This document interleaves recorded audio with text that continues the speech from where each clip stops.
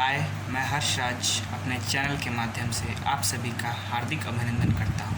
आज मैं भारतीय सभ्यता और संस्कृति के ऊपर कुछ प्रकाश डालने जा रहा हूँ और उम्मीद करता हूँ कि आप सभी इसे देखने और सुनने के बाद मेरा मार्गदर्शन ज़रूर करेंगे। कुंभ मेला आप सभी जानते हैं। जी, कुंभ मेला आप सभी जानते हैं, तो क्या कभी किसी ने इस बात पे ध्यान दिया है कि कुंभ मेला कितने साल पे एक बार होता है? जी, 12 साल में एक बार होता है। वह 12 साल में एक बार क्यों होता है? क्योंकि वह जुपिटर की साइकिल पे आधारित है। जुपिटर ग्रह 12 वर्ष में अपना एक चक्कर पूरा करके उसी जगह पे वापस आता है, इसीलिए कुंभ मेला 12 साल में एक बार होता है। हज़ारों सालों से यही चला आ रहा है हमारे देश में, लेकिन ये बात हमको तो पता था ना, इसीलिए हज़ारों सालों से ये चला आ रहा था हमारे देश में। लेकिन उनको तो यही 100 साल पहले ही पता चला है और हमें बता दिया जाता था कि हम जो है वो अनसाइंटिफिक थे, हम गलत थे। चलिए एक और मज़ेदार बात मैं आप सभी को बताता हूँ। सूर्य ग्रहण और चंद्र ग्रहण आप सभी जानते हैं, तो पता कैसे चलता है उसका डेट कि वो कब पड़ेगा? गवर्नमेंट अनाउंस करती है ना, न्यूज़ में आता है ना। वो किस बेसिस पे करते हैं? नासा की रिसर्च ऑब्जर्वेटरी बताती है तब। लेकिन 1950 से पहले क्या नासा की रिसर्च ऑब्जर्वेटरी थी? नहीं थी।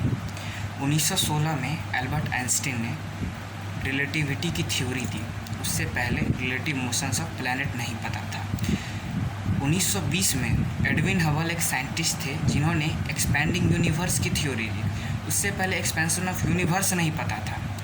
1900 ईस्वी में मैक्स प्लायन एक साइंटिस्ट थे जिन्होंने लाइट की क्वांटम की थ्योरी दी, फोटॉन्स वाली। उससे पहले प्रोपगेशन ऑफ लाइट पता नहीं था।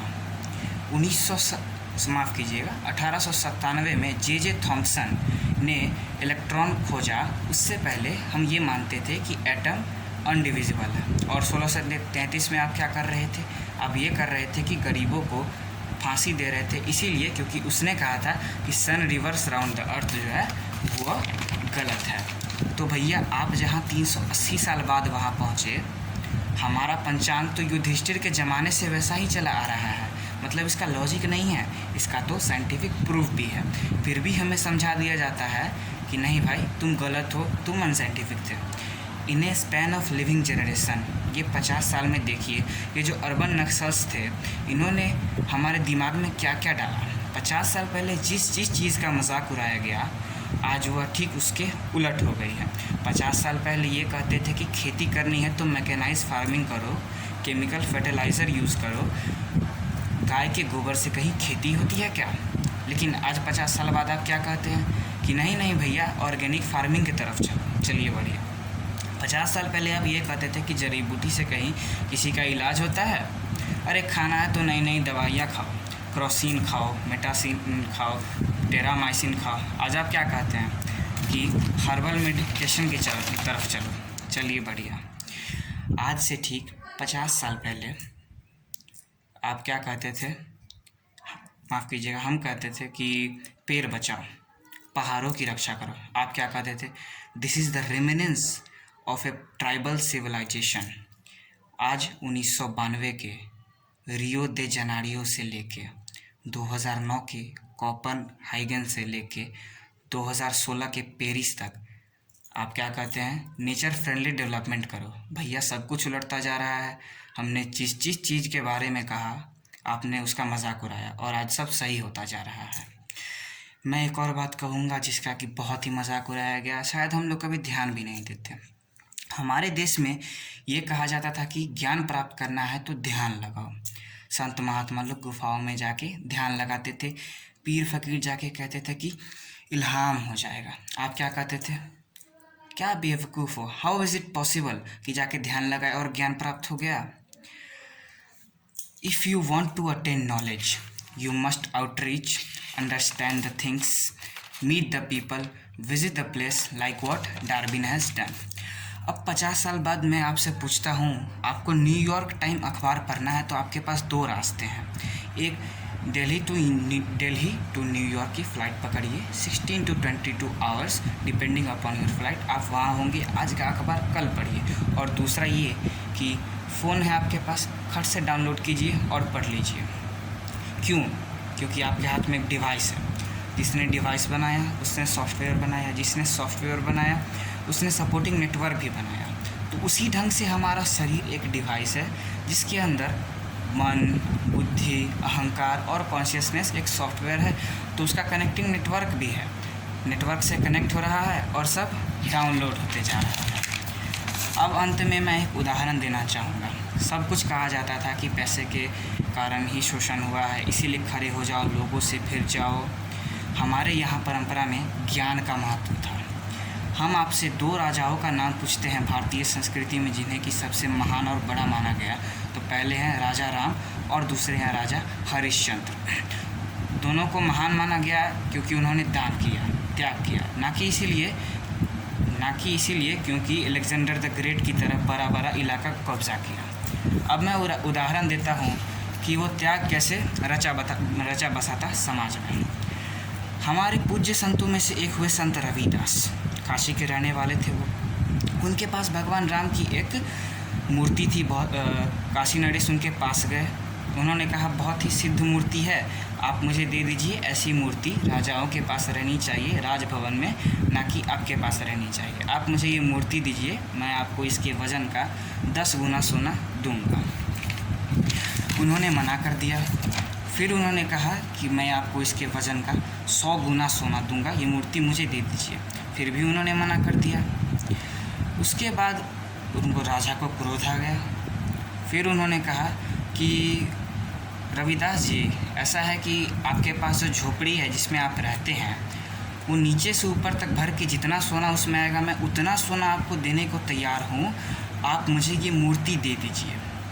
फिर भी उन्होंने मना किया। लेकिन उनकी पत्नी के दिमाग में एक ख्याल आया कि ऐसा अच्छा ऑफ़र हमें दोबारा नहीं मिलेगा, इस पे हमें विचार कर लेना चाहिए। तब रविदास जी ने क्या जवाब दिया, एकई मोरव राम नाम धन, एकई मोरी आशा, ऊ धन आई है ई चली जाई है, न चाहे भगत रहे दासा।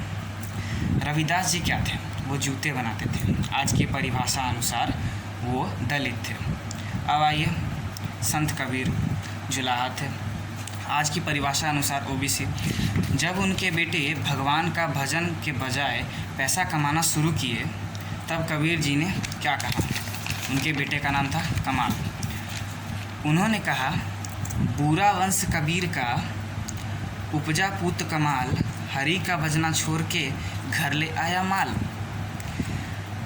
आज आप आएंगे मीराबाई पर। राज परिवार से थे, यानी कि आज के अनुसार फॉरवर्ड। उन्होंने क्या कहा, पायो जी मैंने राम रतन धन पायो, और जन्म जन्म की पूंजी पाई, बाकी सबो लुटायो। उन्होंने भी पैसे की तरफ नहीं देखा। और अंत में ये सब एक ही कंटेम्प्रेरी के हैं। तुलसीदास जी, उन्होंने रामचरितमानस लिखी थी। वह ब्राह्मण थे, यानी कि आज के अनुसार फॉरवर्ड। कहा जाता था कि अकबर उनके पास गए, उन्होंने कहा कि आप हमारे दरबार में आकर स्थान ग्रहण करें, हम आपको 60,000 की मनसबदारी देंगे। उस ज़माने में मनसबदारी एक रैंक था, तो 40,000 की मनसबदारी मैक्सिमम थी उस टाइम में।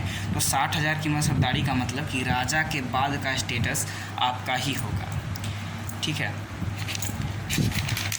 हम तो फिर तुलसीदास जी ने मना किया और उन्होंने जवाब दिया, हम तो सेवक राम के हियों धरो दरबार, यानी कि हमारे तो हृदय में ही राम का दरबार है। तुलसी का अब होंगे नर के मनसबदार। अगर मार्क्स ने कहा कि धर्म एक अफीम है जो गरीबों को पिला दी जाती है ताकि अमीर उसके ऊपर हुकूमत कर सके, पर यहाँ ऐसा नहीं था।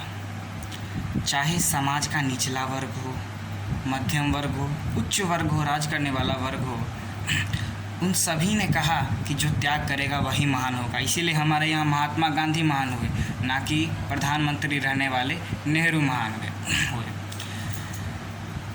आप सभी लोगों से ये जो मतलब कि बात कहना चाहूँगा कि ये जो मायावी रावण साधु का वेश बनाकर आता है, सूक्ष्म हृदय से समझिए और आश्वस्त रहिए कि वो चाहे कितना भी मायावी हो, अंत में विजय हमारी ही होगी।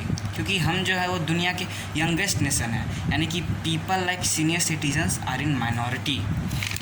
तो हम दुनिया के सबसे युवा देश हैं, ये अर्ध सत्य है, ये पूर्ण सत्य नहीं है। हम सबसे युवा देश हैं और सबसे ज़्यादा प्राचीन सभ्यता है। We are the youngest nation and the oldest civilisation. तो एक गौरवशाली हमारा भूतकाल है और शानदार भविष्य है जो हमारी प्रतीक्षा कर रहा है। कल बीच इस माया के प्रपंच से अगर हम बचे रहे तो कहीं कुछ संदेह नहीं है। तो एक लाइन कह के समाप्त करना चाहूँगा। गौरवशाली था भूत हमारा, भविष्यत भी महान है। अगर संभालने की है ज़रूरत तो वो है वर्तमान है। जय हिंद, जय भारत।